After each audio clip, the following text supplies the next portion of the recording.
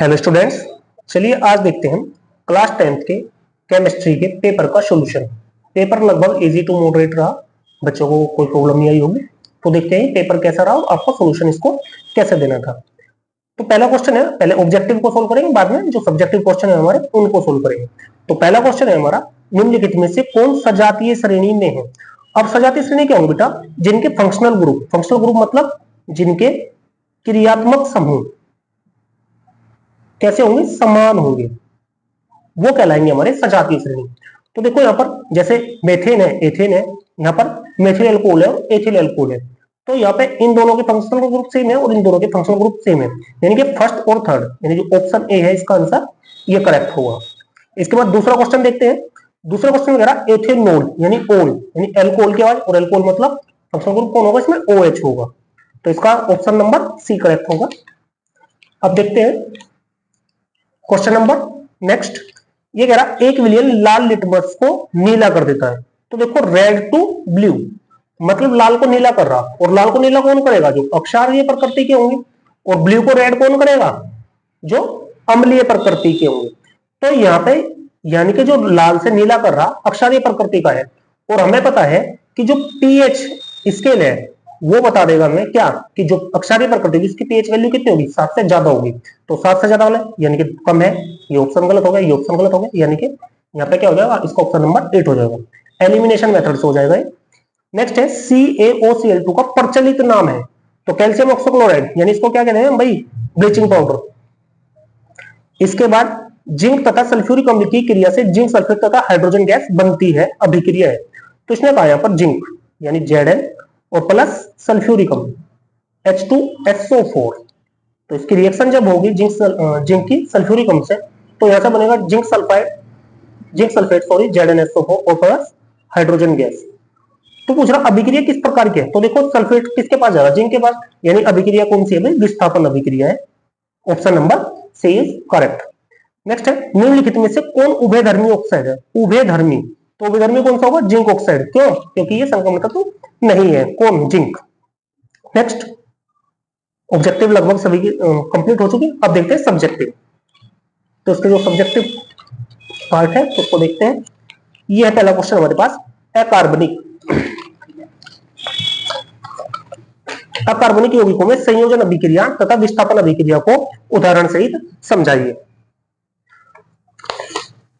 तो क्या होगा? देखो संयोजन अभिक्रिया है यहाँ, अगर हमारे पास अभिकारक 2 या 2 से ज्यादा हो और वो उत्पाद एकल में कन्वर्ट हो जाएंगे तो उस अभिक्रिया को कहेंगे संयोजन अभिक्रिया।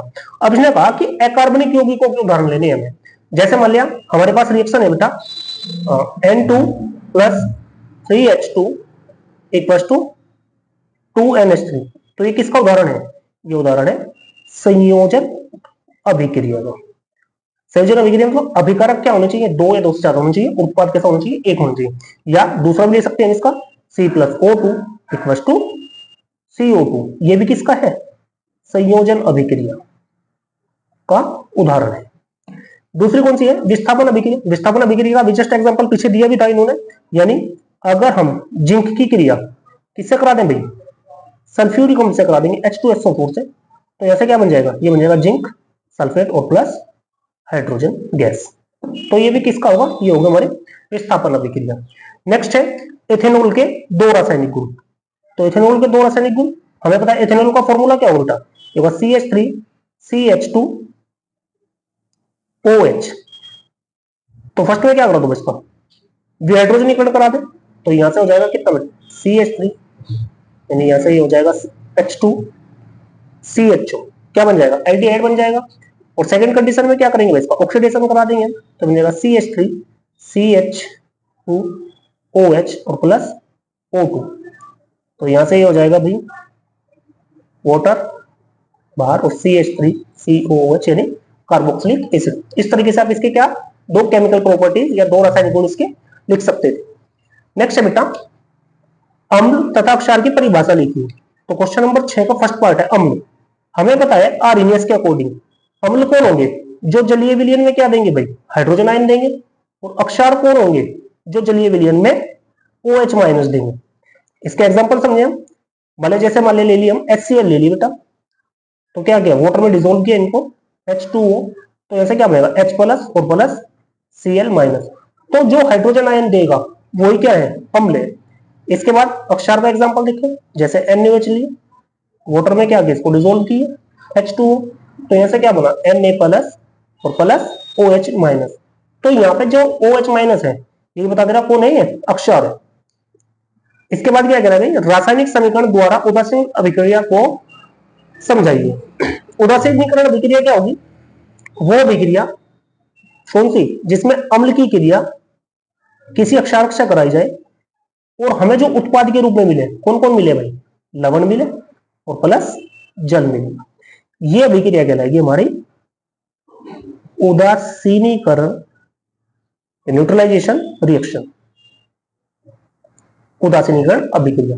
अब जस्ट एग्जांपल से ले लें दोनों की, भाई अम्ल कौन सा ले लिया, मान लिया HCl ले लिया बेटा, अक्षार कौन सा ले लिया भाई NaOH ले लिया, तो यहां से क्या बनेगा बेटा, ये बन जाएगा NaCl और प्लस वाटर। NaCl क्या है हमारा, यही क्या है, लवण। इस तरीके से आप इस क्वेश्चन को कर सकते थे। अब नेक्स्ट है पीएच पैमाना या पीएच स्केल। तो देखो पीएच स्केल होगा क्या, तो सबसे पहले जो इसकी खोज करता थी कौन थे भाई, खोज करता थे इसके सोरेनसेन। और सोरेनसेन ने ये जो पैमाना बनाया था ये बनाया था 1909 में, यानी 1990। इस स्केल का फायदा क्या है, इस स्केल का फायदा ये है कि हम किसी भी विलयन की अम्लीयता या अक्षारीयता और तो उदासीनता, यानी किसी विलयन की प्रकृति के जानकारी ले सकेंगे। इसमें क्या है, अगर ये एक स्केल होगा, इसमें जो नंबर होंगे वो 0 से 14 तक, टोटल 15 नंबर होंगे। तो 0 से अगर सॉल्यूशन का मान 7 से कम तक आ रहा, 0 से 7 के बीच आ रहा, तो उसकी प्रकृति होगी बेटा अम्लीय। अगर एग्जैक्ट 7 आ रहा तो उसकी प्रकृति होगी उदासीन, और अगर 7 से अधिक आ रहा तो उसकी प्रकृति होगी अक्षारीय। फिर से रिपीट कर दे रहा, अगर किसी विलयन का जो पीएच मान है 0 से 7 तक आ रहा तो वो अम्लीय, एग्जैक्ट 7 नहीं, 6.9 तक, और अगर पूरा 7 आ रहा तो उदासीन है, और अगर 7 से 14 के बीच आ रहा है, 7 से 14 तक आ रहा तो उसकी प्रकृति कैसी होगी, अक्षारीय। अब अगर जैसे जैसे पीएच मान बढ़ेगा, जैसे G1 2 3 सोन, तो अम्लीय प्रकृति डिक्रीज होगी, यानी घटेगी, अम्लीय गुण घटेगा। और अगर बात करें अक्षारीय की, तो वहां पे 7 से अधिक जैसे जैसे बढ़ते जाएंगे तो वहां पे अक्षारीय गुण, तो वहां पे अक्षारीय गुण बढ़ेगा। तो इस तरीके से आप इसको भी एक्सप्लेन कर सकते थे। अब नेक्स्ट है बेटा, हाइड्रोजनीकरण को उदाहरण द्वारा समझाइए तथा इसका एक उपयोग लिखिए। हाइड्रोजनीकरण नाम से पता लग रहा है, यानी हाइड्रोजन का जुड़ना। हाइड्रोजनीकरण क्या है भाई, हाइड्रोजन का जुड़ना। ये शॉर्ट शब्दों में कौन है, जो हमारे पास एसेंट्रिक हाइड्रोकार्बन होंगे, एसेंट्रिक हाइड्रोकार्बन का जो सेंट्रिक हाइड्रोकार्बन में कन्वर्जन है वही क्या कहलाएगा, हमारा हाइड्रोजनीकरण कहलाएगा। जैसे एग्जांपल से या लिख दे रहा मैं, चलो कोई एसेंट्रिक हाइड्रोकार्बन है, उसकी क्या थे, हमने संयोग कराया हाइड्रोजन से, और वो किस में कन्वर्ट हो गया, वो कन्वर्ट हो गया संतृप्त हाइड्रोकार्बन में। तो ये प्रोसेस क्या रहेगा, हमारा हाइड्रोजनीकरण। एग्जैक्ट एग्जांपल से समझे, मान लिया हमारे पास एथीन है, CH2 डबल बॉन्ड CH2, इसका हाइड्रोजनीकरण करा दिए H2, तो यहां से ये क्या बना लेंगे बेटा, CH2 था, जो डबल बॉन्ड है ये क्रैक होगा यहां से, तो यहां से इसकी एक वैलेंसी खाली, यहां से इसकी एक वैलेंसी खाली, और दोनों से क्या जुड़ जाएगा, हाइड्रोजन जुड़ जाएगा। मतलब ये बन जाएगा हमारे पास CH3 सिंगल बॉन्ड CH3, और यही डबल बॉन्ड का सिंगल बॉन्ड या ट्रिपल बॉन्ड का सिंगल बॉन्ड का कन्वर्जन ही क्या कहलाएगा, हमारा हाइड्रोजनीकरण कहलाएगा। या एसेंट्रिक हाइड्रोकार्बन का सेंट्रिक हाइड्रोकार्बन में कन्वर्ट करना ही क्या कहलाएगा, हमारा हाइड्रोजनीकरण कहलाएगा। नेक्स्ट है अवक्षेपण अभिक्रिया को उदाहरण सहित समझाइए। अब देखो अवक्षेपण अभिक्रिया क्या होगी, अवक्षेपण अभिक्रिया होगी जब भी, यानी द्विविस्थापन अभिक्रिया, जब भी क्या होगा, इसमें जो अवक्षेपण अभिक्रिया में होगा प्रोडक्ट बनेगा, वो प्रोडक्ट दो बनेंगे, ये दो से ज्यादा भी बन सकते हैं, लेकिन कंपलसरी है कि एक प्रोडक्ट अवक्षेप के रूप में नीचे बैठ जाएगा। तो अगर कोई ऐसी अभिक्रिया होगी वही कहलाएगी हमारी अवक्षेपण अभिक्रिया। इसको एग्जांपल के माध्यम से समझे, मान लिया हम सोडियम सल्फेट ले, Na2SO4 और इसकी रिएक्शन बेरियम क्लोराइड से करा दे BaCl2 से, तो यहां से जो ये सोडियम क्लोरीन के साथ यानी 2NaCl और प्लस BaSO4, तो यहां पर ये बैठ जाएगा अवक्षेप के रूप में, और ये प्रोसेस कहलाएगा अवक्षेपण, या दूध का जमना या दूध का बैठना क्या है, अवक्षेपण प्रोसेस है। उसमें आपने देखा होगा क्या हो जाएगा कि जो दूध के यानी कि महत्वपूर्ण पार्टिकल है वो क्या हो जाएगा, अवक्षेप के रूप में नीचे बैठ जाएगा, जबकि पानी से क्या हो जाएगा, ऊपर तैरने लग जाएगा। तो ये प्रोसेस क्या है, अवक्षेप का बनना क्या कहलाएगा, अवक्षेपण कहलाएगा। आई होप आप समझ पा रहे होंगे। नेक्स्ट बेटा साबुन का निर्मलीकरण, देखो एक शब्द आया यहाँ पर निर्मलीकरण। बेसिकली टीचर क्या कर देंगे इसको, या साबुन की सफाई प्रक्रिया। अब बच्चा यहाँ पर नया शब्द देखकर कंफ्यूज हो गया होगा, तो यहाँ पर ये सब सफाई वाला ही था कि साबुन काम कैसे करता है, तो साबुन की सफाई प्रक्रिया। और हम किससे समझ सकेंगे, हम समझ सकेंगे साबुन की सफाई प्रक्रिया मिसेल से। मिसेल से कैसे, उसमें आपको पता भाई हमारे पास जो साबुन है वो इस तरीके से, तो यहां पर ये होता था इसका शीर्ष, ये होती थी इसकी पूंछ। तो मैं बता दी ये क्या है हमारा, ये होता था बेटा जलरागी, और जो पूंछ होती थी ये होती थी हमारी भाई जल विरागी। अब हमें पता है जो जलरागी पार्ट है, ये वाला जो पार्ट है, ये किसमें घुलना पसंद करेगा, ये आसानी से घुल जाएगा वाटर में। और जो हमारा जल विरागी पदार्थ है ये गंदगी में, यानी कि जो हमारे ऑर्गेनिक कंपाउंड होंगे, ये कार्बनिक यौगिक होंगे, ये उनमें घुलेगा। इससे क्या होगा, यानी जो पानी है और जो गंदगी है कपड़े की, उनके बीच ये तालमेल बना देगा।